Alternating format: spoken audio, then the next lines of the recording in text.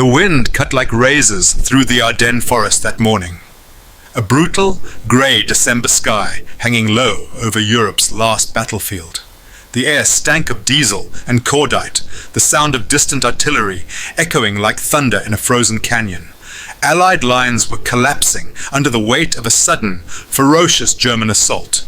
Hitler's final gamble, the Battle of the Bulge. Roads choked with refugees, soldiers retreating in confusion, entire divisions swallowed by snow and fire. Somewhere, deep in Luxembourg, an American general named George S. Patton stared silently at a map. The German generals had estimated it would take him at least 2 weeks to turn his army around, to pivot his entire Third Army north and strike back. 2 weeks. But Patton looked at that map, drew a line with his gloved finger, and said 5 words that would echo through history. "We'll be there in 48 hours. That single promise would become one of the most extraordinary feats of military movement ever recorded, a race against snow, steel, and time itself.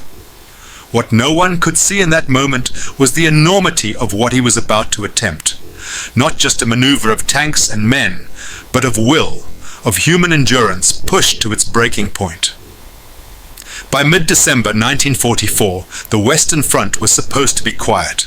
The Allies had broken through France, liberated Paris, and were waiting for spring to strike into Germany. Soldiers thought they were heading home soon, but at dawn on December 16th, the silence shattered. Over 200,000 German troops and nearly 1,000 tanks surged through the Ardennes, smashing into the unsuspecting American lines. The snow turned black with smoke and fire. Entire regiments vanished in the white forests. The Germans called it Wacht am Rhein, the Watch on the Rhine. A desperate last offensive designed to split the Allied armies in two and capture the vital port of Antwerp. The result was chaos. The fog was so thick that Allied planes couldn't fly. The roads were a nightmare, choked with ice, abandoned vehicles, and terrified men trudging through knee-deep snow. Command posts lost contact, radios went silent, and the map of Europe seemed to dissolve before the general's eyes. At Bastogne, a small town that became the eye of the storm, American paratroopers were surrounded. Their ammunition ran low, their food froze solid. They were outnumbered 5-1. The German commanders believed relief was impossible, that no force on earth could turn and reach them in less than 2 weeks.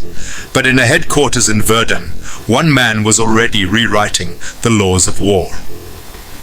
George Smith Patton Jr. was not an ordinary general. To some, he was a lunatic, a relic from another age. He spoke of destiny, carried pistols with ivory handles, and prayed aloud before battle. But beneath the theatrics was a mind of frightening precision. A man who saw warfare as both science and art, calculation and chaos. In the days before the German offensive began, Patton had felt something in the air. The enemy was too quiet, too still. He ordered contingency plans drawn up, not 1, but 3, for turning his entire army north at a moment's notice. His staff thought it was madness. The roads were frozen, the weather murderous, the logistics impossible. But Patton had learned long ago that the impossible was simply what hadn't been done yet. When the German attack came, he was ready. On December 19th, at a tense conference in Luxembourg, General Eisenhower demanded ideas. The room was heavy with disbelief. The Allies had been caught off guard, and the Germans were moving fast. Some commanders suggested withdrawing, consolidating, waiting for the weather to clear. Patton spoke next, calmly, almost coldly. "I can attack with 3 divisions in 48 hours, he said. The room went silent. 2 weeks was the best estimate anyone had offered, but Patton's staff had already been briefed.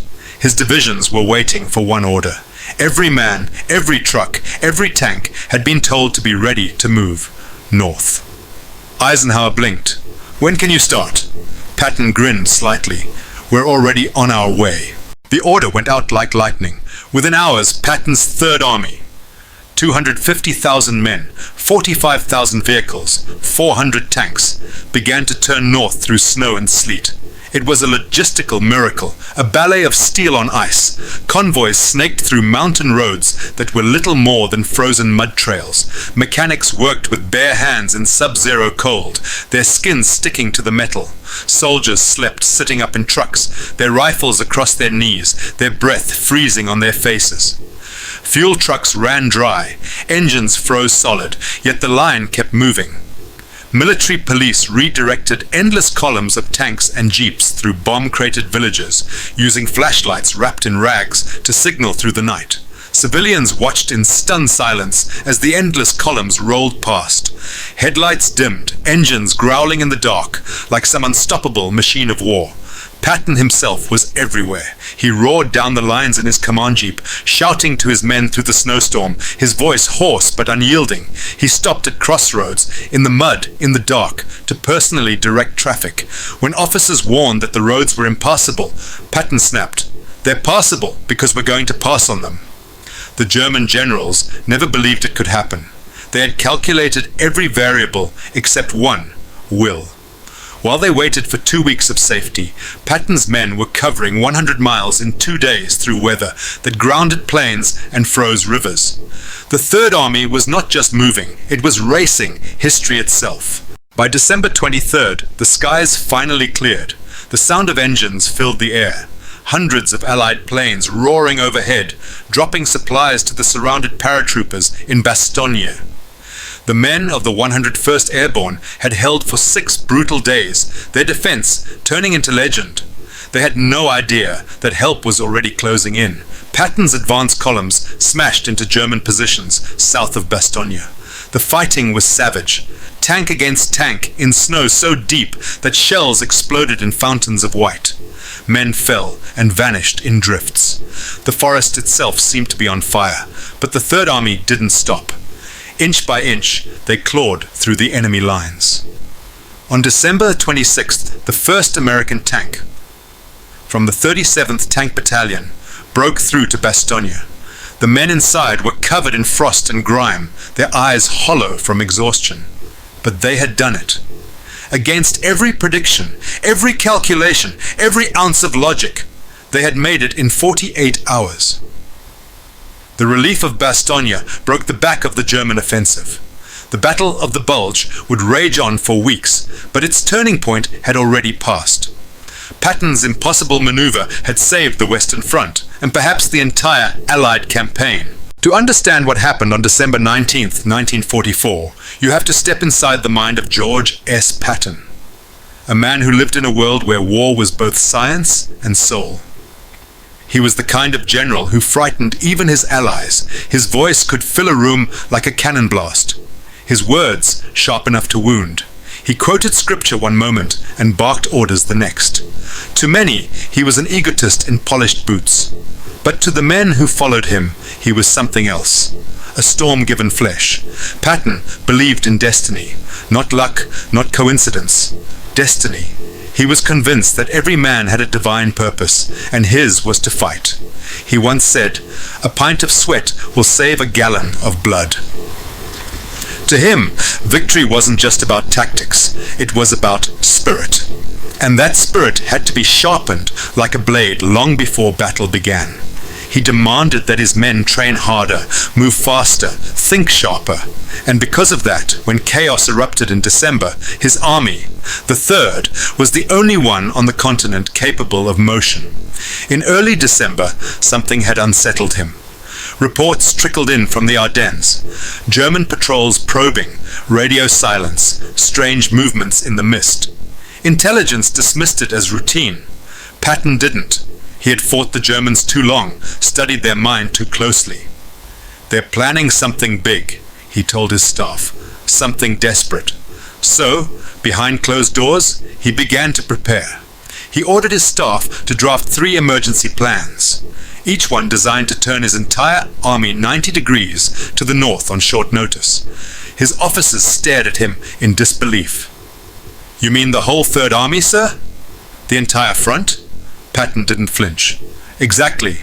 Every man, every tank, every truck, they thought it was madness, moving 250,000 men in winter across destroyed roads, through mountain passes buried in snow. It wasn't strategy. It was suicide. But Patton wasn't planning for comfort. He was planning for history. Then came December 16th. The thunder of artillery in the Ardennes, the sky torn apart by the German counterattack. American lines crumbled like ice under fire. Thousands were captured. Towns were swallowed whole. The German breakthrough was spreading faster than anyone could react. Most commanders were frozen in disbelief, but not Patton, while others waited for orders, which he was already rewriting them. When the news reached his headquarters, he slammed his hand on the table and shouted, "The bastards have finally come out of their holes! Let's get on with it!" His aides looked up, startled, but he was already calling for maps, drawing arrows north. Every plan he had drafted, every contingency, was suddenly alive. The impossible maneuver was no longer theory. It was a race. 3 days later, on December 19th, Patton drove through the snow to Luxembourg City for an emergency conference with Eisenhower. The roads were slick, the air filled with fog and the distant boom of artillery. Inside a freezing command room, the highest-ranking generals of the Allied front gathered. Cigarette smoke hung thick in the air. Faces were grey with exhaustion. The Germans had punched a hole 50 miles wide in the center of the Allied line. No one knew how deep it would go. Eisenhower asked for options. The British wanted to hold and regroup. Others suggested pulling back to form a stronger line. The room buzzed with defeat, uncertainty, the kind of hesitation that can lose wars. Then Eisenhower turned to Patton. "George, how soon can you attack?" The room went silent. Officers turned their heads as if they hadn't heard him correctly. 2 weeks, maybe 10 days.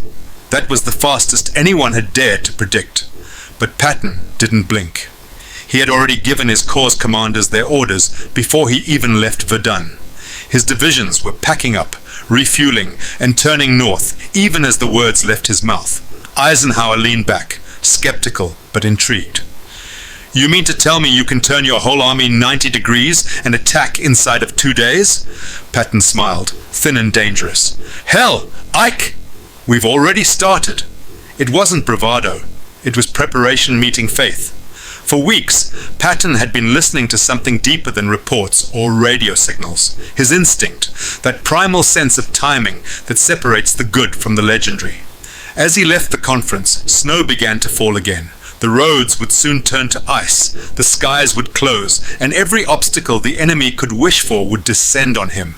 Yet Patton looked up into that storm and said quietly to his driver, "We're going to make war look easy." In the next 48 hours, he would have to turn 500,000 tons of steel, fuel, and flesh against the full fury of winter and the German war machine. Every rule of logistics said it couldn't be done. But Patton never fought by the rules. He fought by faith. In God, in his men, and in the merciless rhythm of battle itself. And so began one of the most astonishing maneuvers in modern history. Not by luck, not by chance, but by the will of a man who refused to believe that time, terrain, or even winter could break the spirit of the human mind when it was driven by purpose. Night fell over France like a shroud. Snowflakes drifted through the air, silent as ash, and somewhere in that frozen darkness, an army began to move. It was December 20th, 1944, less than 24 hours after Patton's vow, and the Third Army was already rolling north. Quartermasters, engineers, drivers, cooks. Every man became part of a colossal living machine. Orders flew through icy telephone lines, across radios crackling with static. Turn north. Destination, Bastogne. That was all they needed to hear. From the outside, it looked impossible. The Third Army stretched for more than 100 miles across France, 250,000 men, 45,000 vehicles, 400 tanks. To turn it all north meant tearing apart every road plan, every supply line, every schedule. It meant tanks reversing direction on single-lane roads, packed with trucks, ambulances, and artillery. It meant moving tens of thousands of gallons of fuel through a landscape buried under snow, through towns reduced to rubble. It meant gambling everything, timing, logistics, even survival, on a single order from a general who refused to wait. The first convoy started before dawn. Tank engines coughed to life in the cold, belching clouds of white exhaust. Men wrapped scarves around their faces, breath freezing in the air. The rumble of treads and wheels rolled like thunder through the countryside. Locals came out of shattered doorways to watch, their faces pale in the dim light, as the endless columns crawled north. Headlights dimmed, silhouettes moving through the mist like ghosts of iron. The weather was their first enemy. Ice clawed at every step. Roads were sheets of frozen mud. Tires skidded, tanks slipped sideways into ditches, and engines froze solid. Mechanics worked with bare hands, fingers numb, tools sticking to their skin. Men shoveled snow from beneath tracks, lit fires under engines just to get them started again. They slept sitting up in trucks, rifles across their chests, boots stiff with frost. Coffee froze before it could be drunk.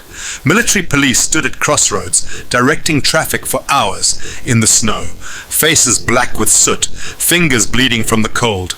Engineers threw down gravel and planks to keep trucks from sliding off mountain passes. Chaplains rode with ammunition convoys, praying over soldiers who hadn't slept in 2 days.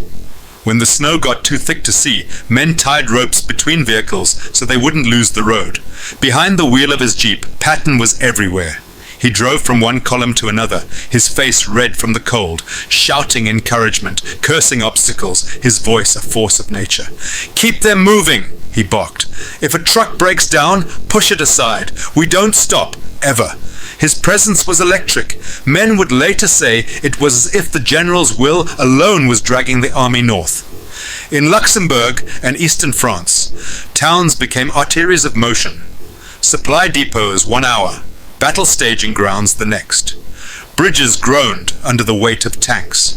The night sky flashed with distant artillery, and the sound rolled across the frozen valleys like the growl of a giant waking from sleep. To the German generals watching the maps, it made no sense. They'd predicted that Patton's army, bogged down in the Lorraine, couldn't possibly turn north in less than 2 weeks. The roads were too narrow. The terrain was wrong. The weather was an ally to the defense. They calculated everything. Distance, supply, manpower, everything except willpower. But Patton's men weren't marching on calculations. They were marching on faith. In him, in themselves, in the idea that Bastogne could not be allowed to fall.